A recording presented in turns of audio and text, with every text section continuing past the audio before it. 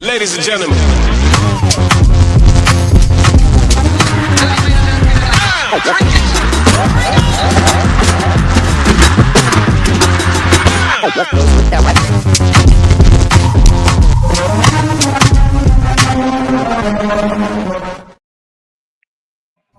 And a very, very good evening to all, ladies and gentlemen. Welcome to another episode of the Sherrin Stand on the Black and White United channel. It's been a few weeks now since that. We've been absent, obviously, with off-season and stuff like that. So first and foremost, I'd like to introduce the regular panel. We've got David Hatley. Dave, how are you, mate?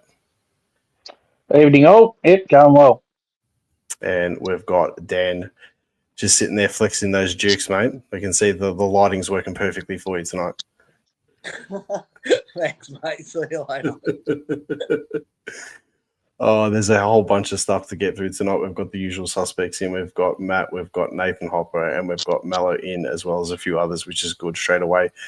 We'll get straight into it. It's going to be a short, sharp episode tonight, as much as we can make it short and sharp. That's pretty much it. Also, can we just give Eli a shout out, our regular North Melbourne supporter who jumps in. He's just put up here. He goes, "What's up from Glasgow, Scotland? Away from moderating duties tonight. Apologies, but he's still on. He's doing a trip around the UK. Fantastic." We'll get straight into it. It's, as usual, the first jab. Shame on anyone to boot a champion. Sometimes it may be good, sometimes it may be shit. Hatters, you can take away this one, mate. Go for it. All right, my first jab goes out to the SEN commentator, the Channel 7 commentator, Kane Collins. Had the opportunity to speak to Kane on Friday morning on SEN and take him to task about the Collingwood fixture. He had a bit of a crack at the pies about Collingwood's perceived lack of travel. Okay, Collingwood doesn't travel a heck of a lot, but when you actually look at the analysis of the fixture, we do just as much as travel as four other sides, Carlton, Essendon, Richmond and St Kilda, and you throw in Hawthorn as well. If they didn't play their 4 games in Tasmania, would travel only 6 times as well. Now, even for you opposition supporters who might be from interstate, say Collingwood don't travel. Well, where do you expect us to play our games? The way the fixture is, we're contracted to play 14 games at the MCG. We play those games there. Unfortunately, we have to play home games also at Marvel. No doubt we would prefer to play home games at the MCG, but we play those games at Marvel. Finished off the phone call with Kane, and then finally admitting that Collingwood actually does have a hard fixture every year. So which one is it, Kane? We have a soft fixture or do we have a hard fixture? That's my first jab. Just backing that up too, I've got to say the part where Collingwood's fixture is relatively hard. All right, we had a pretty good draw in 2022, but that was because we finished second last in 2021. So you'd expect a softer draw. But then, with that being said, we finished 9th in 2024, and then the first 10 rounds of the opening of the season in 2025, we play against all the finalists within the first 10 weeks, and you've got buys included in that, and 2 requested games being, Brisbane Lions on Easter Thursday, plus obviously the marquee Anzac Day game, which is a given. But I just don't understand where people get their logic from with the whole Collingwood narrative, especially after, a part that, we really need to focus on when it comes to this argument is how many times are we going to get clubs requesting to play marquee games against Collingwood? It's just the way that it is. And you can look at the Western Bulldogs last season playing their game against us, and they wanted a big crowd, so they requested it to be at the MCG, where that game would have been played at Marvel. So it's just, you're trying to please everybody, and then you're getting canned for, pretty much making everybody rich, and helping every other club out, because we're the ones that draw the crowd regardless of how we're going during the season. So it's just a bunch of shit. Anyway, Dan, go for it, mate. Yeah, no, I agree. Added to there on that. But Collingwood missed the finals in 24 and had one of the hardest fixtures this year, sorry. So it makes it doesn't stack up. Before you continue, sorry, I just want to make the point out. Look at the last 8 weeks that Geelong had.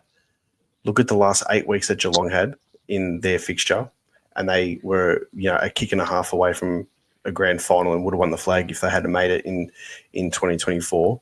And then if you look at the fixture this year, look at their last 3 games of the season, who they're playing against. And I know they've got relatively the hardest fixture that's been said, but look at their last 3 games of the season compared to other clubs. Sorry, go ahead. Yeah, it's right. But my first jab, obviously, look, it's the wild card round. I haven't lost sleep over it, but I'm a little bit I had a look at past ladders over the last 5-6 years, just out of curiosity, and I found a couple of times like the team that finished 10th were like 2 games away from the team that finished 8th, and for that team to potentially knock out that team that finished 8th, it just doesn't sit well for me. I don't think it's going to have a huge impact on the flag because I just can't see a team from 10th, 9th, 8th or 7th winning a flag. But I think it sort of takes away a little bit of the glamour of finishing in the finals. Top 10. Go back to the days where there was a top 5 in the finals where, the cream of the cream played finals. Now you're giving a chance to the top 10. It's a money-grabbing opportunity, but, I don't like it.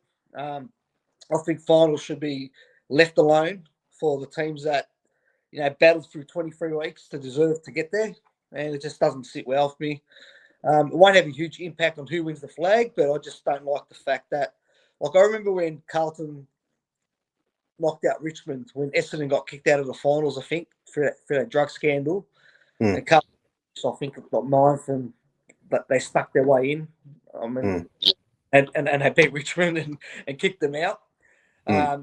Carlton didn't deserve to play finals that year. That's going to happen again, where a team that finishes 10th happens to upset a team that's battled 23 weeks to get to the plate, and then all of a sudden they have a bad day and they're out. And they've won 2 or 3 more games, potentially more than the team that finished 10th. So that doesn't sit well for me. But look, AFL's about money, making some coin, and that's all it's all about. And it was funny because the bye week was about AFLW originally. It was like, we'll have a bye before the finals. We can promote AFLW. And then they're chucking a men's game in there, a finals game. So a bit hypocritical, but it is what it is. I'm so 50-50 on this. I'm so 50-50 on the wildcard round because I think that if we're going to see more games, I think the positive side of it is that we're going to see more games of the teams that finish, let's say, from 9th until 12th or 13th. If that's relatively even, we're going to see a lot more games that aren't dead rubbers and that actually mean something. For example, the Melbourne St Kilda game where Nazire went nuts, and then you're going to see more games like that, more desperate sort of contests. I'm not against it. I do think, though, however, if you do have a team that finishes 9th or 10th, particularly in 10th, and they happen to beat the team in 7th, and then they go and play another semi-final, and they go and win that, and then next thing you know, the team that finishes 10th is in a preliminary final. I do see some sort of injustice in that, especially if it's a team that I personally see it as being like it could be a Geelong, for example. They have one off season, they finish 10th, all of a sudden they've kicked into gear the last few rounds of the season, and then they finish 10th, and then they spike up. Now, if it was us, for example, you wouldn't be complaining because, you want to do everything you possibly can. But if you're the team that loses to the team that's finished in 10th, it sort of diminishes pretty much your whole season. So I understand both sides of the argument. The only part that I do like is that it does fill that void in between the season finishing and the final starting where there's no footy. But the argument to that then is it served us really well playing against Melbourne, having the week off, and then, going to Adelaide and doing what we did, so the week off sort of did well for us. But yeah, look, it's an interesting one. I think if it doesn't work out this season, it's one they can probably tinker with. But then this leads on to my first jab. And my first jab this week is at the AFL, simply because I don't think they're taking a tougher stance on the Tassie government.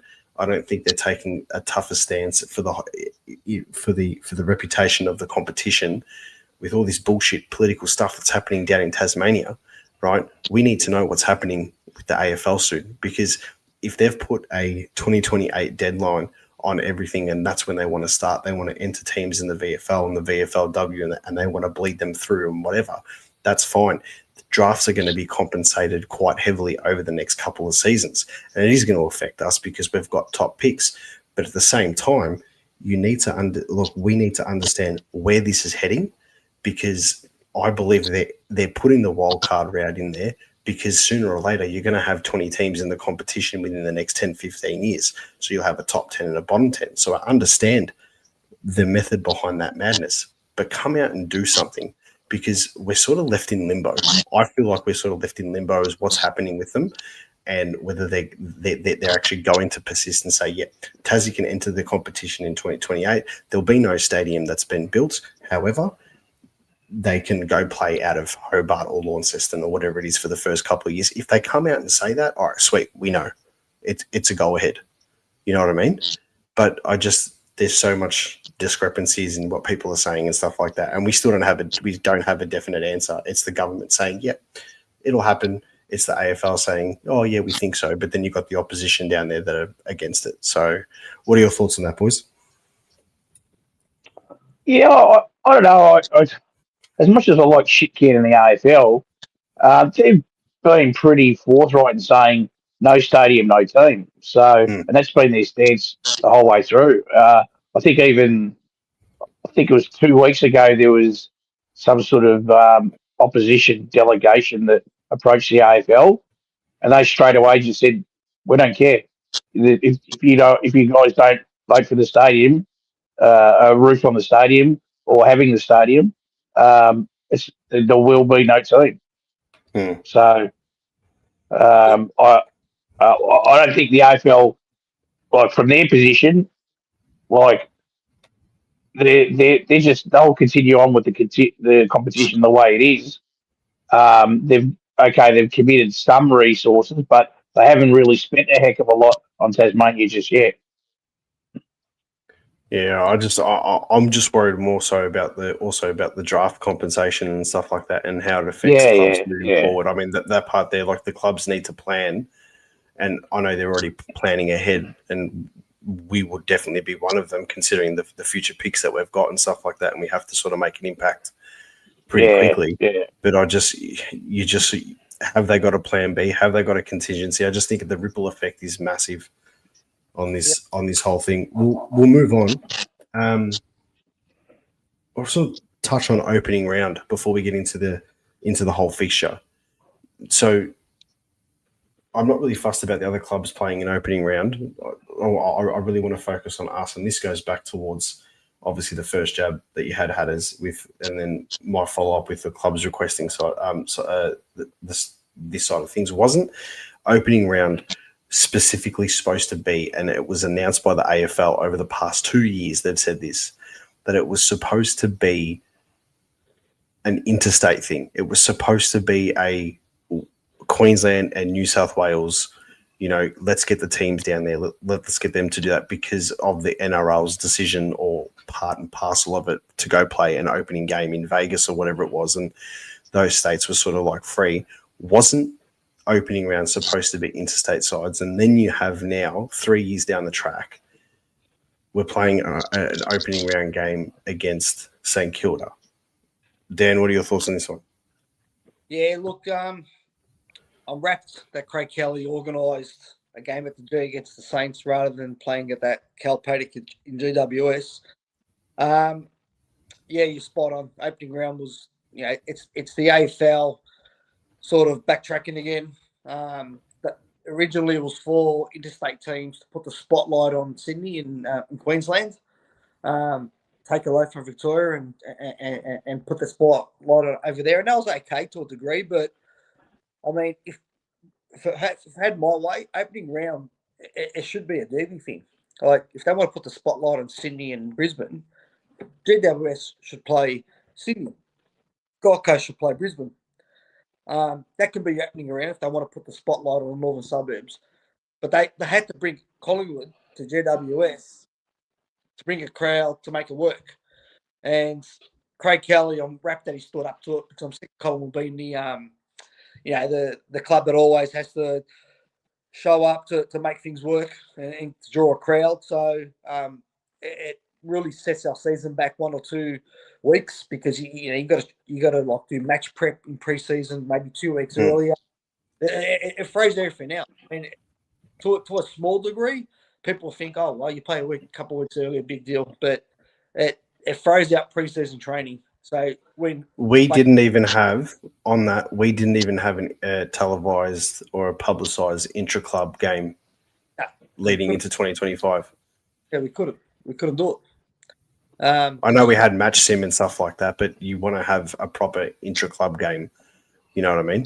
Like I know we had those games against Gold Coast and Brisbane up in Queensland, but we didn't even get to have a hit out amongst ourselves really with the timing of things. And this season now, going to miss the breaking news over here, David Hatley, about Labor Day weekend.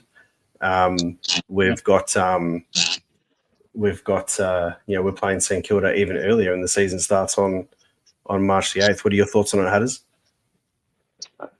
Obviously far happier to be playing in Melbourne than up at GWS. I think from the AFL's perspective, they saw the opportunity to play a game on a Sunday night on a public holiday. It's going to be a financial windfall for the AFL, St Kilda, and for the TV networks in terms of advertising revenue. The Sunday night games apparently are one of the highest rated games now that are on TV. If you listen to the guy from Channel 7, he was on SEN a couple of weeks ago. So the fact that St Kilda's obviously recruited very heavily, they're a bit of a flavour of the month, and you've got Collingwood, the number one drawing power on TV, and in terms of attendances, it's a no-brainer really for next season. So we've got just on opening round. I won't share the screen on this one here just yet, but just on opening round, the other games that are played is the opening game of the season is Sydney versus Carlton. So that's a Charlie Curnow moneymaker. Yeah. That one there.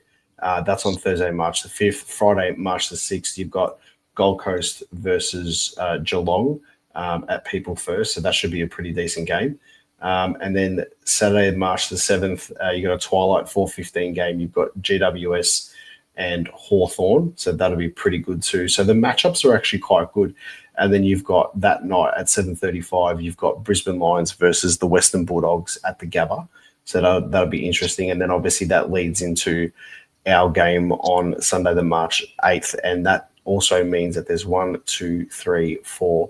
There's 5 games in opening round this year as opposed to scheduling, I think it was 4 games. And then last season, because of Cyclone Alfred, there was only 2 games in opening round, which they probably should have scrapped the whole round altogether. But so you got that many games in the opening round, which, to be honest, I'd rather they just played everybody around the country and then just had that as an opening round and played, some other ones up in Darwin or something like that for a bit of publicity and stuff like that. But yeah, I don't know. It's this opening round stuff. If the fans don't like it, I think they should just stick to round one, because I see it as, stepping away from the Collingwood side for a second, I always see now over the past 10 years that the season starts when Richmond play Carlton at the MCG. For me, that's the opening game of the season. That's the one where it kicks off the season. Do you guys feel the same with that one there, or have you sort of moved away from it now that opening round's been here for the last 2 years? Yeah, no, you go, Dad. Yeah, I feel the same. Like for me, it's I think everyone should play the same week. March 8 is too early in the season to play. Grounds are hard. Weather in March generally is getting pretty hot these days. It won't be uncommon for people to play, or players to play, 30 degree heat, 35 degree heat. Grounds are hard. ACLs, there's always an issue with that, playing that early in the season. So that's my concern. But once again, it's like the wildcard rounds. It's the broadcasters are saying, as Turtle said, Sunday night's a huge night, and the more games they can introduce, and the more money the broadcasters can make, the more money the AFL make. So it's not so much about what's best for the clubs and what's best for the teams. It's what's best for the for the bank balance, and we just got to accept that it's big dollars. It's a $1 billion industry, and they're just going to continue to appease the broadcasters. What are your thoughts, Adams? Yeah, I would like for all the teams to play, but I think that we've really gone past Richmond and Carlton opening up the season, because it is a national competition. I mean, like Adelaide, the way they finished off the year, it wouldn't have been so bad to have maybe an Adelaide game on that opening weekend as well, and open up the season with a game there. But they're sort of doing this sort of half northern states push, and then chucking in that extra game in Victoria because they know it's going to rain. Yep. All right, so I won't share the screen on this part here, but I will share the screen in the next part, and we'll just quickly go through the fixture. But I've just on the Collingwood website, they've put out there for those who haven't seen it. And we'll move on to the rest of the fixture now. It says, where are the Pies travelling in 2026? The Pies will hit 5 interstate cities in 2026, headlined by trips to Brisbane, Adelaide, and Brisbane and Adelaide consecutively early in the season. The Adelaide trip is part of Gather Round against Fremantle and the Pies' opponent. However, they return to the City of Churches in round 20 to take on the Adelaide Crows. The Pies will also be in Sydney to take on the Swans in round 10, Gold Coast round 17, and Perth to play the Eagles in round 22. The next part of it says, who do the Pies play twice? And this is where I want to get your opinions on. So we play Adelaide in round 1 and round 20.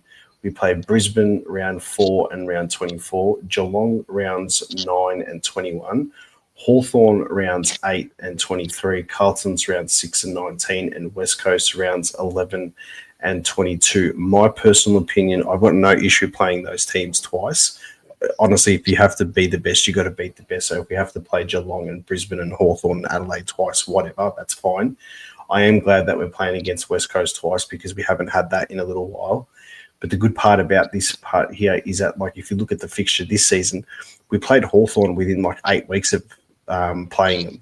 Now we're playing each team, and there's a fair gap between when we do the double ups. There's no we play, a team sort of like towards that middle part of the season and then play them, 5, 6 or 7 weeks later. I mean, you're playing West Coast. There's an 11-week difference there. You've got buys and stuff like that in there too. So I'm actually not that fussed as a whole with the fixture. Like, are you guys okay with the fixture as such and who are playing twice this season? Dan, what do you reckon? Yeah, a little bit different. It's good we're playing Eagles twice, but playing those other teams, I mean, we did finish in the prelim, so it's different, but the year before we didn't make finals, and we didn't have the luxury of what Carlton did where they played, I think, West Coast twice, North twice, even Richmond twice, and in a competition where it's so close. The fixture, it is a fixture because it's fixed. It makes all the world of difference. I mean, Carlton still couldn't make the 8 after the draw they got gifted, and they played finals the year before, and we didn't. But you are right in a sense that if you're going to win it, you play whoever, and you got to beat the best to be the best. But what I felt in the finals this year was and you touched on it before, Geelong had quite an easy run into the finals. They got found out in the grand final, but I think that helped them get to the grand final. Whereas our run wasn't so smooth last year. It seemed like every second week we were playing a blockbuster game. And eventually, like, the downball's going to break, players are going to get fatigued, they're going to hit a wall. How many times can you get up? So it does matter. And we are playing the Premiers. You know, we're playing the Hawks, who is our bogey team generally. But yeah, it would have been nice to get maybe one more soft kill in there. But you know what? The fact we're playing the Eagles twice, I guess it's better than this year. But yeah, I think with the soft kills, though, like, for example, and no disrespect to anybody from those teams that could be watching, but like the like Port Adelaide's, the North Melbourne's, Richmond at the moment, you know, we're not getting those soft kills. But I think there's also an element of, I think, you know, to their defense, it's like, well, they're having crap seasons, so they're going to obviously get easier fixtures. But it's up to them now to like lift, so we can play against them twice in a season. So, like, for example, it's going to be very interesting. Let's say, for example, we finish, I don't know, 6th or 7th or something like that, and North Melbourne sitting around that 10, 11, 12 mark and happen to make a wildcard final, and they've had a decent season. Well, are we going to get North Melbourne twice the year after, or is a top side going to get North Melbourne twice the year after, or is it just going to be Carlton getting Richmond, North Melbourne, and these other side and West Coast twice every year? You know what I mean? I think last year Geelong played Richmond twice within 8 weeks. So they played them at the G or whatever it was, and then finished it and spanked them by almost over 100 points at GMHBA. So what are your thoughts on that, Hatters? Yeah, I'm pretty comfortable with our fixture, to be honest. I like the fact we're playing Fremantle in gather round rather than playing them over there in Perth. Our fixture is pretty predictable when you think about it, because I mean, with some of the marquee games that are locked in each year, so it is just depending on who the double ups are, and I mean, there's some difficult ones. You know, Brisbane being the reigning premiers is going to be tough, but conversely, we've got Carlton and the Eagles twice, so that should be 4 wins there. I'm just going through the fixture now. Like, just touched on gather round there too, so I'm just scrolling down so everyone can see. For those that haven't, even though probably everyone has, but those who haven't actually had a decent look at it, we do play Fremantle in gather round. I'm pretty happy playing against the Dockers in gather round. I reckon that'll be good. It does, to get everyone who's a non-Collingwood supporter excited. I'm glad that we don't have to travel to play Fremantle in Fremantle this season, but I mean, it's gather round, so. And I don't know, we tend to play it right in gather round. We've gone 3 from 3. We had a little bit of a scare against the Hawks in 2024. We couldn't touch the ball on the forward line. Me and Dan went to that game. But yeah, I'm not too fussed playing against them. It's very predictable in the sense that, like, it's not that much different for us every season, and I think it's because we've got all the requested games. So if you look, obviously, you know, we're playing opening round, so that's whoever we play against in opening round. We have a bye in round 2, which is our 3rd week of the season, which is roughly what we did last season as well. And then, you know, all right, we play GWS. This is the one that I want to talk to you about quickly too. We're playing GWS at Marvel Stadium this year as opposed to the MCG. I don't think we've played them at Marvel Stadium. I could be wrong, maybe when they first came, but I'm pretty sure we've always played them at the MCG. I think the first time we played them at the G was when Lockie Keefe was on Jeremy Cameron and he towed him up. I think you're right. Yeah, I think this will be the first time we played at Marvel. And you know, I don't like playing at Marvel, but if we're going to play teams at Marvel, it probably makes sense to play, you know, GWS or the Suns there, given their lower sort of drawing power. Yeah. So, I'm comfortable with that. What is it? We're contracted to play like 2 home games there a season or something like that at the moment. Is that the way it is? Oh, yeah, I think that's right. Yeah, because I think our split at the MCG, because of the contract agreement at Marvel, is 9 home games at the G and 5 away. Okay. All right. Fair enough. And then obviously you've got the requested game, the Easter Thursday blockbuster, which is against Yeah. Brisbane. I mean, that's just, another money maker for them. Gather around then. And then our usual Carlton game. I don't think it was last season. I think it might have been not 2023. Maybe it was 22. I can't remember, but we played Carlton only once during the season a couple of years ago, and then we've played them twice the last couple of years again.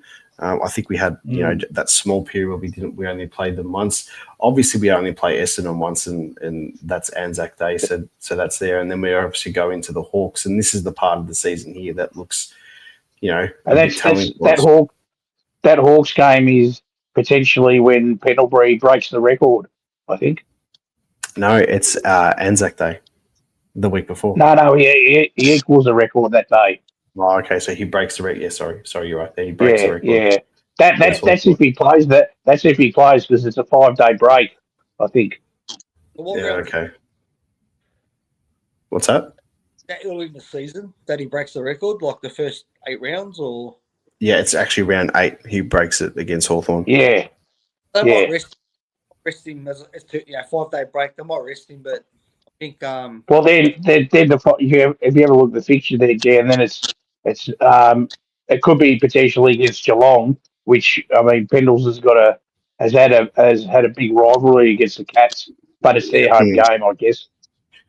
Well, and then he couldn't do it the week after that because then we've obviously got Sydney up in Sydney unless they want to play it as a away game. So if they want to rest him and get him right, then you've got a potential soft kill at the MCG against West Coast. So I feel that the AFL has switched the two games around with the Gold Coast, with GWS and with West Coast, where we usually play West Coast at Marvel Stadium and then we play GWS now at Marvel Stadium. So they've done a bit of a fixture swap there, which is interesting. And then obviously we lead into the Western Bulldogs back at Marvel Stadium, which is their marquee home game for the season. And then we have the Big Freeze, another marquee game. So, I mean, if you look at all this, it's very repetitive for us every season. Like, there's not really much of a difference in the season. Like, you might have a few games here and there where you play different sides, but around the same time of the year, you're playing against the same sides. I've noticed over the last, 10 years with Collingwood. And then obviously we have our bye round 14. Port Adelaide we play at the MCG, which is nice, and then Richmond, and then Gold Coast. And then this is where the fixture, obviously, from the Richmond game, they haven't decided where those games will be playing, and that'll obviously be decided upon with the placing of the teams and obviously the TV rights and stuff like that, and what works out better for them. I just want to quickly go down to the last 3 games of the season to finish off. Sorry, the four games of the season to finish off the season. We've got Geelong, which will be our home game at the MCG. Then we have to travel to Perth.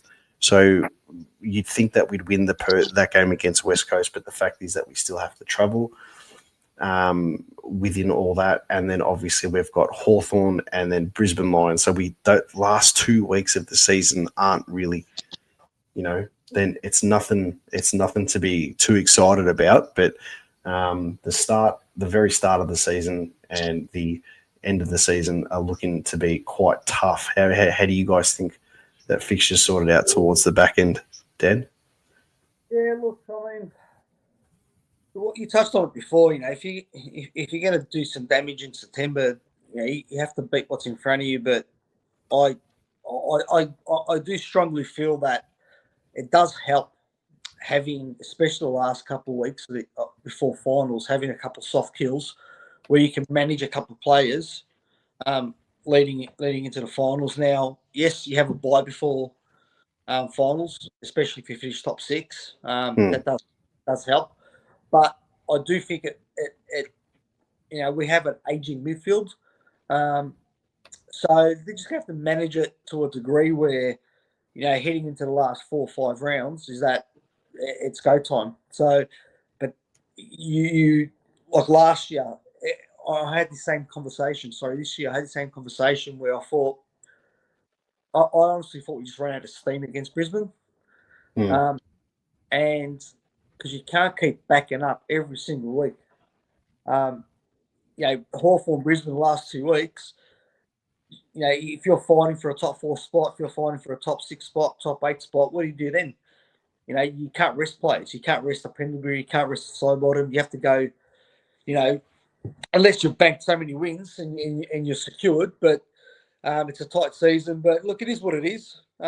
They just have to manage it. And Jared Wade and Fly, I'll guarantee you now, Jared Wade will be looking at that fixture and studying it and thinking, right, this is when I can rest someone. This is when I can do this, because and it doesn't always go to plan, obviously, but they can actually pinpoint spots within a fixture that they can rest players. But yeah, it's a tough job to do. But yeah, to me, it's another tough draw. But it is what it is. We did. I think it's.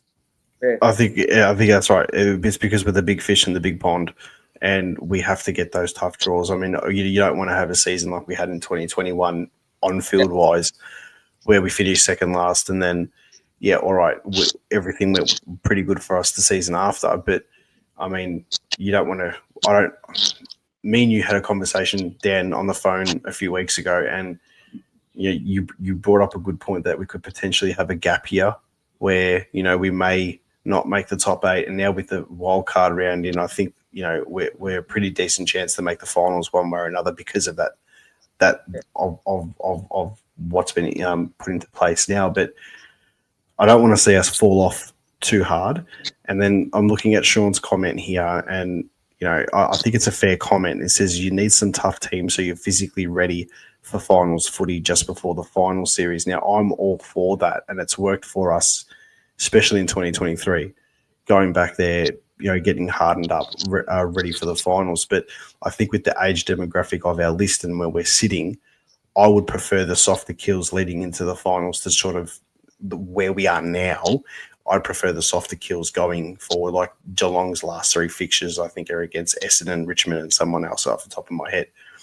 I would prefer something like that to get us into the finals. I mean, everybody would in that sense there, but I just think for a team that made the grand final, they shouldn't be getting that. That's my biggest thing. But I think with the way we're sitting at the moment, we probably should be better off getting those softer kills. How does your final thoughts on the fixture, especially towards the back end of the season? Well, it's a tough way to finish, but what are you going to do? I mean, that's the way it's been dished out. I guess the only probably disappointing thing from the whole fixture for me is that we don't get Sydney in Melbourne. There seems to be, it's one of the quirks of the whole fixture is that we rarely get to play Sydney in Melbourne. I'm not really sure, but like we've touched on, if we're good enough, we've got to play whoever. So bring it on, bring on 2026. There was one of my mates, Matt. He's a big Western Bulldog supporter, and we've got a group chat with a few of the boys that we always play footy together. And he said that you look at the Western Bulldogs fixture, and I look at the Dogs fixture, and they've got it tough in certain times. But he said he goes, it's a weird quirk. We're going to Adelaide 3 times next year for gather round, and then we've got to play Adelaide up in Adelaide and Port Adelaide and Adelaide. And I said to him, I'm like, well, we did that in 2023 when we won the flag. So you've got your quirks in the fixture and the way things sort of work out. The one that I'm sort of glad is that we don't play Melbourne twice again. I know, we probably would beat them, but I mean, apart from last season and playing them right at the end, we've played them twice the last few seasons before last year. And it was like you either play them right at the start of the season, but then you're playing them again on the big freeze. So you're really only playing them, 6 or 7 weeks apart. And you've played against these sides twice, but we still haven't played against Richmond. We haven't played against a couple of the interstate sides, or we haven't travelled. We haven't played against West Coast. Like there's all these different sort of quirks in the fixture, and it's not fair. I think the only way to make the fixture fair is, you have your marquee games and your regular games like Anzac Day, Big Freeze, whatever you've got.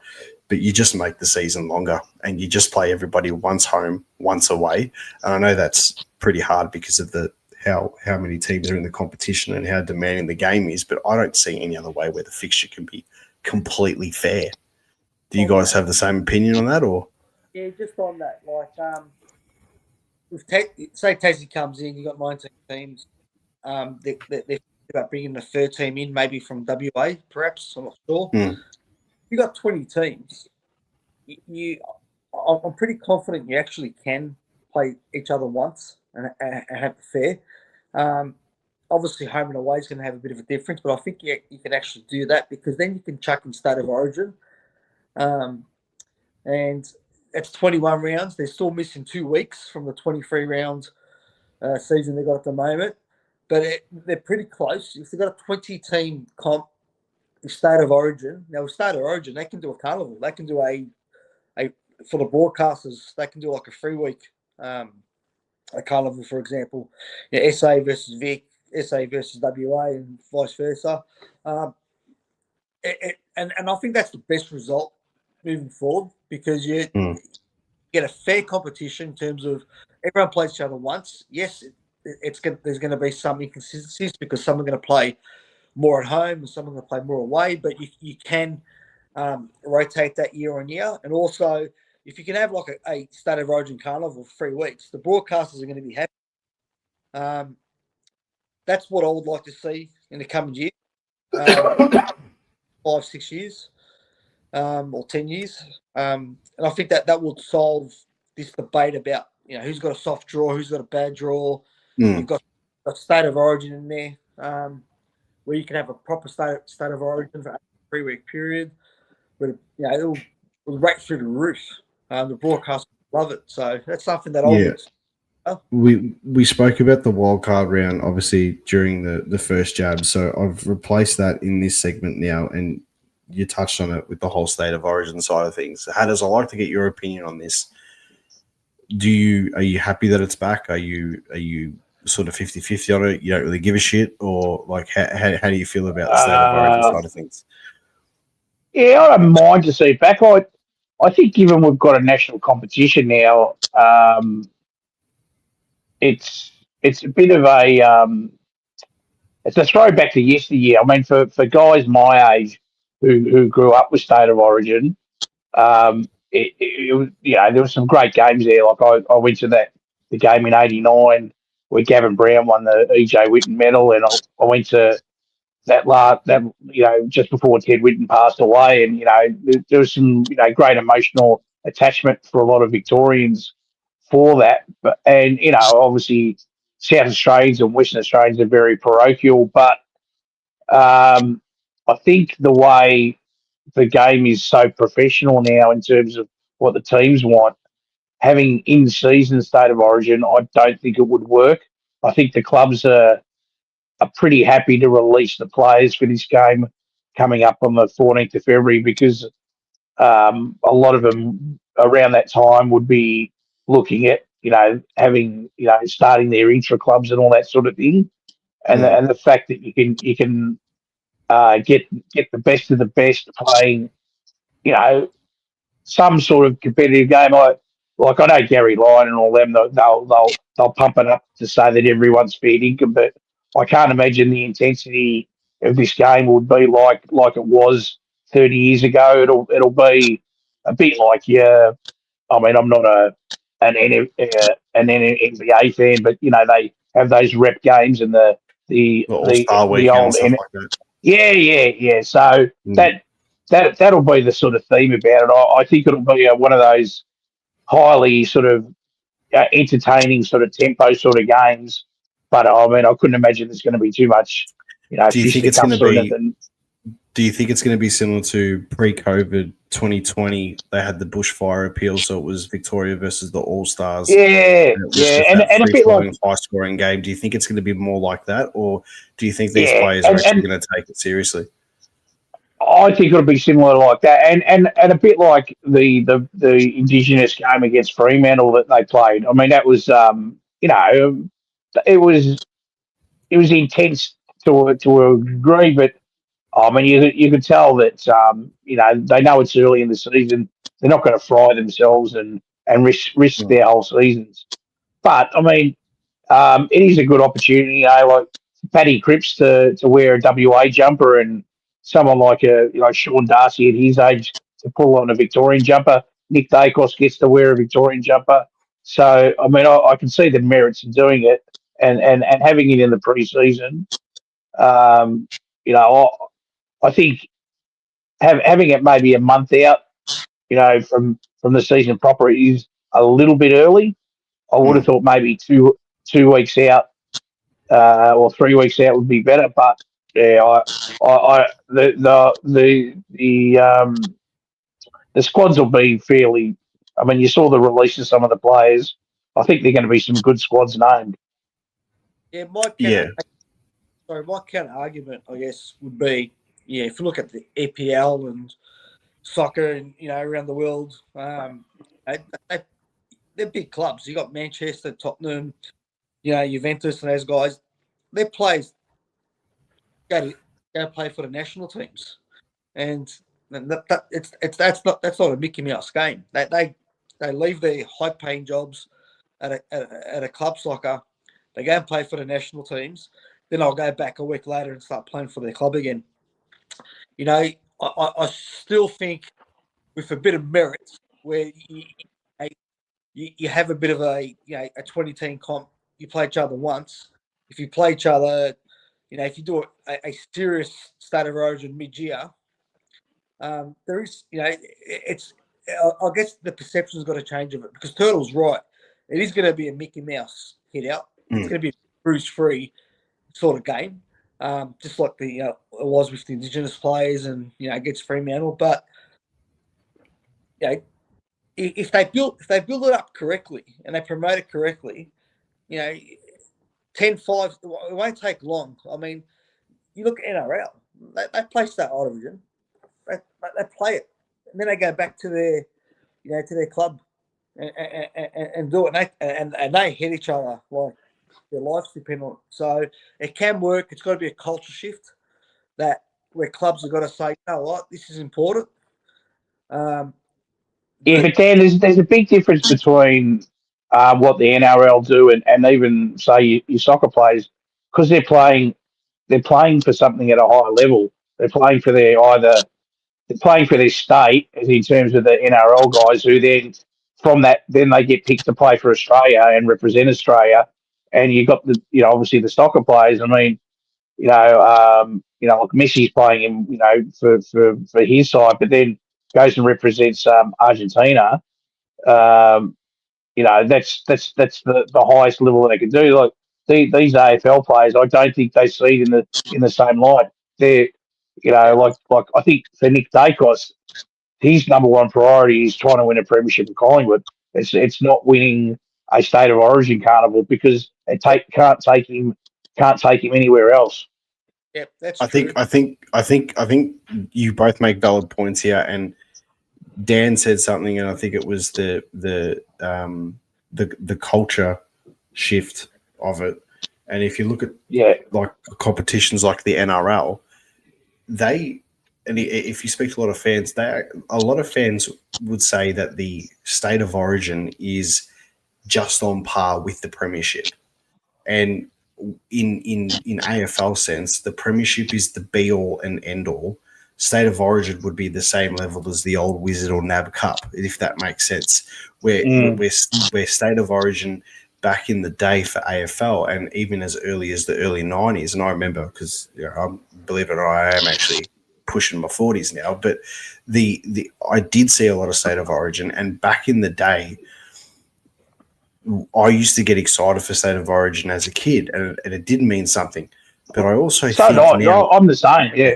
Yeah, but I just want to know, where was the point of state of origin where it became not important anymore, because I was probably too young to sort of understand the general consensus of what people were feeling. Like it would have been about the last time they sort of played at fair income was, I think it was around 1999, and there was a heap of players, the gun players, who pulled out, because at that stage you've got to remember AFL was really only semi-professional. There was still a lot of guys working and playing footy, but then it started switching around that AFL was your number one job, and then these guys, in like I was mentioning, they didn't want to risk their bodies mid-season to potentially ruin their own seasons and their club seasons because AFL Premiership is the be all and end all. So That's where the switch changed. And then when the big name players started pulling out, that's when you saw the crowds at the State of Origin drop. Because I think the last game, I think Victoria might have played South Australia. I think there was only something like 45,000 that turned up, albeit it was a wet day. But still, I mean that was pretty poor for a State of Origin because I went to the game in 1989. And I think there was like 92,000 or something there, and that was a bitterly cold day.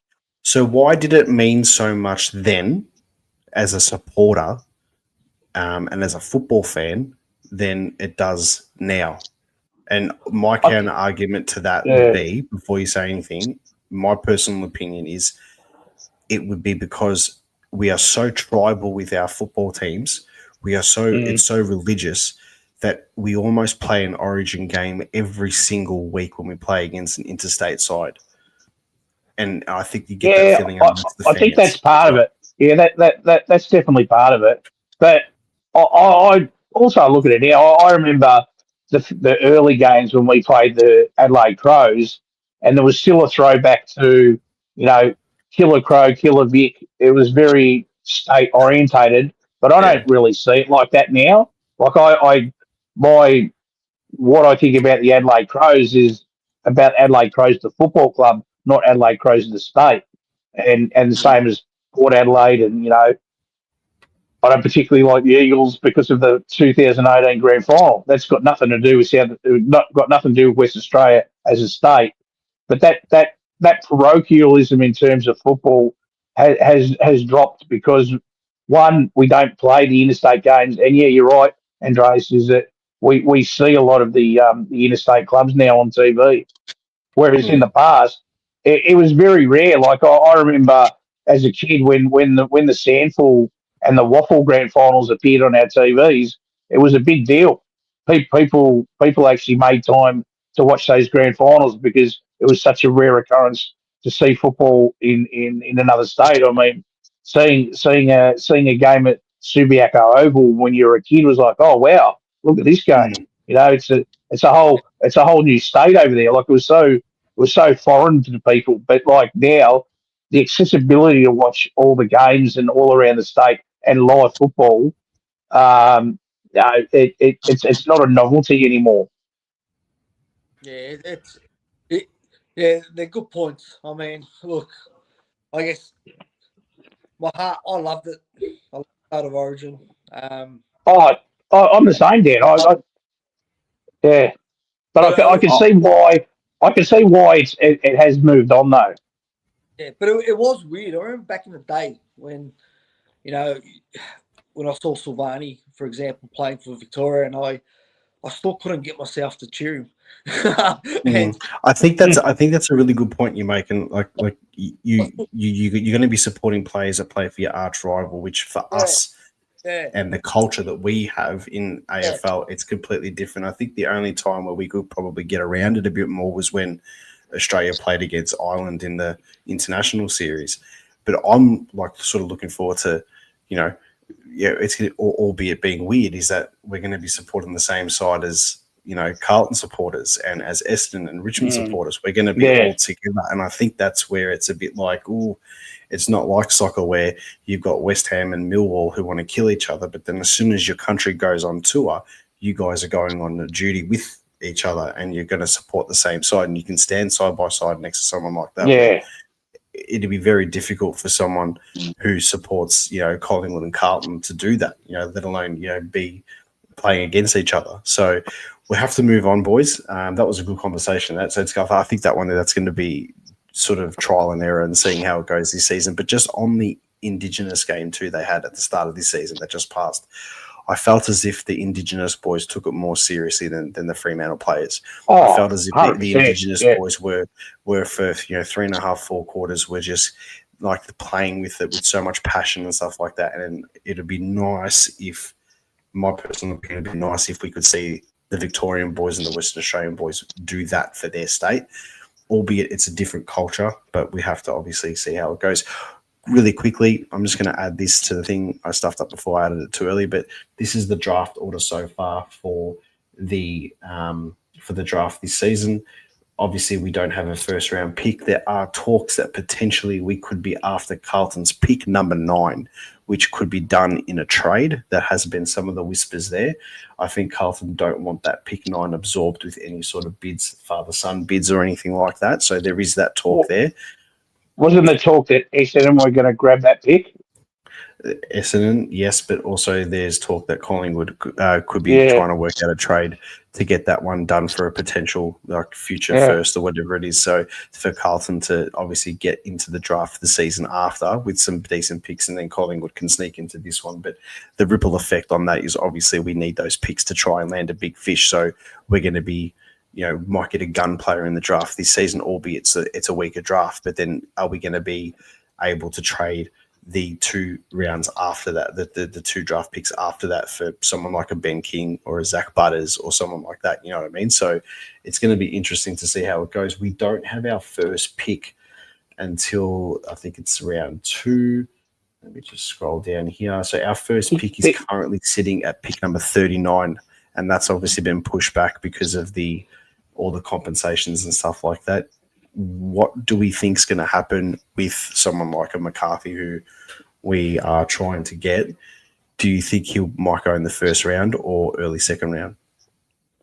Oh, if you have a look at the couple of the phantom drafts that have been going around, they've sort of had McCarthy around, I think it's between pick 26 and pick 33. So you would think those guys know it a lot better than what we would.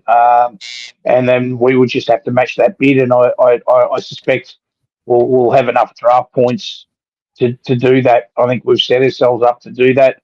It's probably why they have indicated to Tom McGuan that they're not going to take him as an early pick, because I think they prioritise Zach McCarthy as someone who they want, given his his ability to play in the ruck and up forward. So I think that'll be our first pick. So let's just say then that goes obviously in the 20s. That absorbs a few picks. We've got a couple of picks left in the draft. We'll probably try and go for someone like Jess Saxena, who has obviously been linked to us through the NGA program and stuff like that. And then obviously it leaves someone like a Tom McGuan. If we have a pick left in the draft, do you think we'll take him in the draft, or do you think we'd probably go to a rookie draft or something like that if he hasn't been taken and risk losing him and commit to him then? Well, you have to take the club at face value. The fact that they said that they're not going to take him in the national draft would indicate that they've got other priorities, and other clubs have been speaking to him. So, what do you think, Dan? Yeah, look, our hands are a little bit tight. We don't have early picks. You get that when you finish 4, and obviously you're trading away some picks for A-grade players like Houston and so forth. But look, McCarthy, all reports are his potential's through the roof. He's snagging in for pick 26, 33, especially under the point system. That's a steal. So I think our focus needs to be on mids. I'll look at our list. I think we're pretty good with small forwards. We're pretty good with medium defenders and small defenders. Mids, you got Pendlebury, Sidebottom, and Crisp running through that midfield. We need to replenish it, whether it's this year or next year. Now I don't know if Graham Wright will trade pick 9 of us with Lepper. That will be an interesting conversation between those two. I keep forgetting he's there. I keep forgetting if there's that sort of speed bump. Yeah, Oh, yeah, but Graham Wright isn't the footy manager, though. He's the CEO, so it won't be Wright that makes that call. yeah, but No, I reckon there's some brown paper bags under the table there, mate. Just don't deal with them. yeah, but look, I think I'll be happy to get out of this draft McCarthy and 2 mids, and in the rookie draft if we can, get a Saxano or his, I think that's how you pronounce his name, or a McGuan, that'll be fine. But yeah, just getting a couple mids and McCarthy in the national draft will be my my wish list, because I think best case scenario with that is if no, and Glenn has said it, and I've just seen it in the thing here, is if no one is taking McCarthy, we get a free hit for him. Let's just say no one's taking him, and we're at our first pick, and first pick's 39. I mean, it could get pushed back or whatever it is, or whatever. If we can pick him up at pick 39, I think that's going to be really good, because then that means then we'll have those back-ended picks where we can try and pick a rose amongst the thorns and go from there. And who knows, if we have a leftover pick and we decide not to do anything with it, we've got 5 picks there. Can we take anything to the mid-season draft? I'm sure the club's thinking about the potential of the mid-season draft, and we've been pretty successful with that side of things there. Boys, we're going to finish it up. Anything else that you guys would like to add to tonight's episode? It's been a pretty good one. We've spoken about a lot of things. State of Origin was a good chat too, but anything else you guys want to add, Hatters? No, just got to say thanks to you, Andreas, for a great year. It's been entertaining for I know from my point of view doing this podcast with you, and congratulations to you in increasing your subscription list and your viewership. I reckon you've done a fantastic job growing this channel, and growing the sponsorship network as well. You've really embraced what the Collingwood supporters want. So just a bit of a thank you to you, mate. No, thanks, man. I appreciate you both coming onto the show throughout the year and stuff like that. We'll probably chuck in a couple more episodes before the Christmas break and stuff like that. But it's been interesting. We've had ups and downs this season, but I think the best part about it is obviously we've front up no matter what it is, whether it's a bad week or a good week or whatever it is, and we've jumped on, and you guys have been such a big part of this show, this channel and stuff like that growing and everything, and it's just been awesome to have you both on a consistent basis. I think the only time that we couldn't have one at a regular time slot was because Dan had a prior engagement, and that might have been tonight actually. But anyway, No, just taking the piss. Dan, anything you'd like to add before we leave? No, swipe right, swipe left, Dan. Yeah. There's no swiping left or right tonight.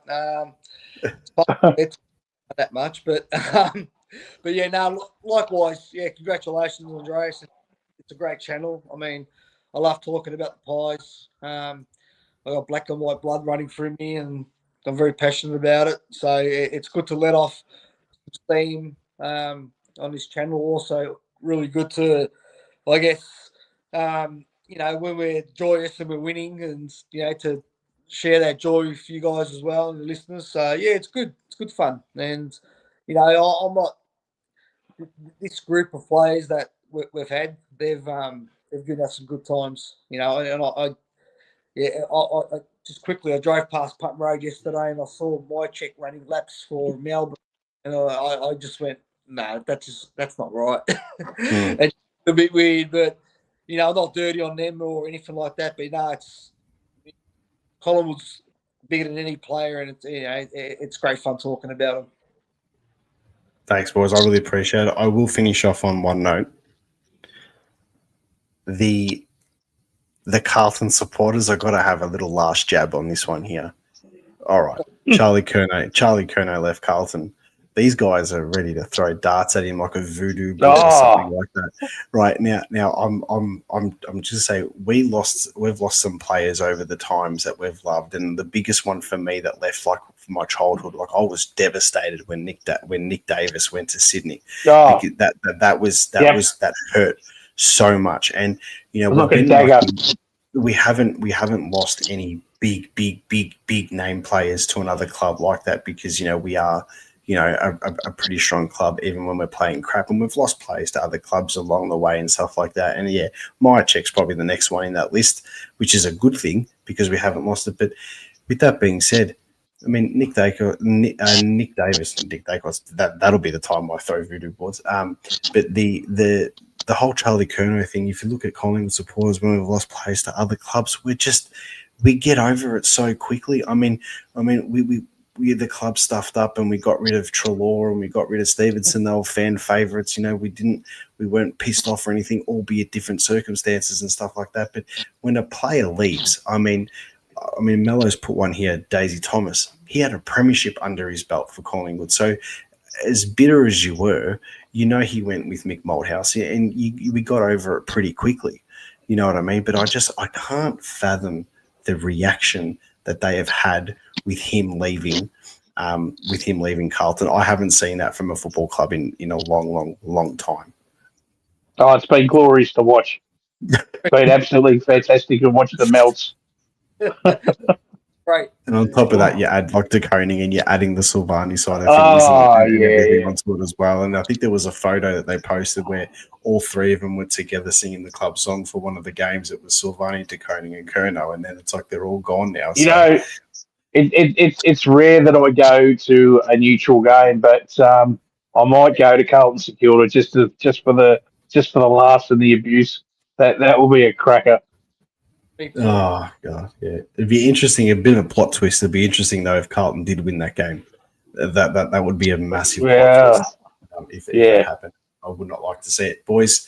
Thank you so much for jumping on tonight. I really appreciate it. We'll be back in a couple of weeks and we'll dissect the draft, and we'll probably meet up in a couple of weeks after the preseason starts and everything, and then we can talk about sort of the updates and stuff going from there. But for now, thank you so much for joining, guys. Make sure you visit our sponsors as well on Instagram, the Hopper Bros Barbecue, for all your tips and tricks and everything barbecue. Make sure you follow them on Instagram, and also the two Northern Cleaning Solutions. Boys, thank you so much for joining tonight, and we'll catch you later. And as always, go the Pies. Hey, boys. Good night.